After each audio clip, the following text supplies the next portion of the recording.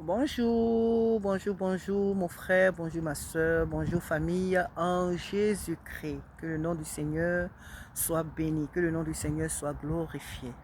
Alors on est venu faire ce matin un petit un sport, alléluia. On est venu se dépenser un peu pour faire du bien à notre corps, en amour. Donc vraiment que le Seigneur soit béni pour la force qu'il nous donne pendant ces temps de vacances à pouvoir faire ce que nous avons à faire. Amen. Donc que son nom soit glorifié, que son nom seul soit exalté. J'aimerais par cette courte vidéo encourager un frère et une sœur à prendre la place que Dieu lui a donnée dans son église. La place que Dieu lui a donnée dans son église. Alléluia. Parce que souvent, lorsque le Seigneur nous demande de faire euh, d'accomplir une mission, on regarde plus à nos capacités, on regarde souvent nos faiblesses, à nos manquements.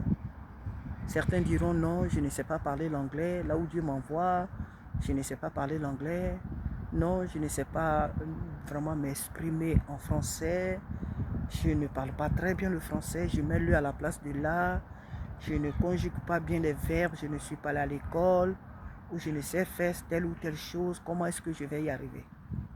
J'aimerais t'encourager à prendre la place que Dieu t'a donnée parmi son peuple, sinon à travers les nations, là où tu vis. Ce que Dieu te demande de faire, mon frère, ma soeur, lève-toi et fais-le. C'est dans nos faiblesses que Dieu se glorifie. C'est à travers nos manquements que Dieu se glorifie. Dieu n'attend pas que nous soyons d'abord parfaits pour faire son œuvre. Ce n'est pas avec notre perfection que Dieu fait son œuvre. C'est même dans nos imperfections que Dieu se glorifie. C'est dans nos faiblesses que Dieu se glorifie. Alors, n'attends pas d'être parfait. Si les autres parlent mieux le français, tant mieux. Si les autres s'expriment bien dans une langue étrangère ou je ne sais, gloire à Dieu. Mais toi, lève-toi et fais ce que Dieu t'a dit de faire avec le peu que tu as. Il a dit à Gédéon, Gédéon disait que mais je suis d'une famille pauvre, je suis le plus jeune. En un mot, je ne suis rien. Comment est-ce que je peux combattre ces ennemis qui sont si forts, si puissants et nombreux? Dieu dit à Gédéon, va avec la force que tu as. Va avec la force que tu as. Donc, j'aimerais encourager vraiment un frère ou une soeur à se lever avec la force qu'elle a. Que tu saches parler l'anglais, le français ou non, ce n'est pas ce que Dieu regarde. Même tes mots tordus, au milieu de tes mots, au milieu de tes phrases tordues, Dieu va saisir les âmes qu'il veut saisir. Dieu va saisir les vies qu'il veut saisir. Dieu va sauver les âmes qu'il veut sauver au travers de tes mots faibles.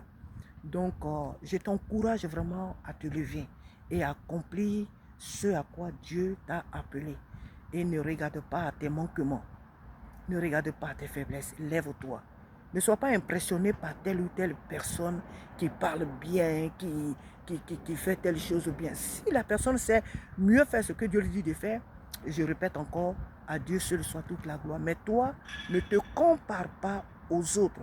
Fais ce que Dieu t'a dit de faire. Lève-toi et avance. Où que tu te trouves, au fond d'un village, je ne sais, au milieu des montagnes, au milieu d'une forêt, dans n'importe quelle ville, mais je ne sais où tu te trouves. J'aimerais te dire ce matin, t'encourager à te lever et à accomplir ce à quoi Dieu t'a appelé. Et ne regarde pas tes faiblesses. Car c'est dans nos faiblesses que notre Dieu se glorifie, pas dans nos perfections.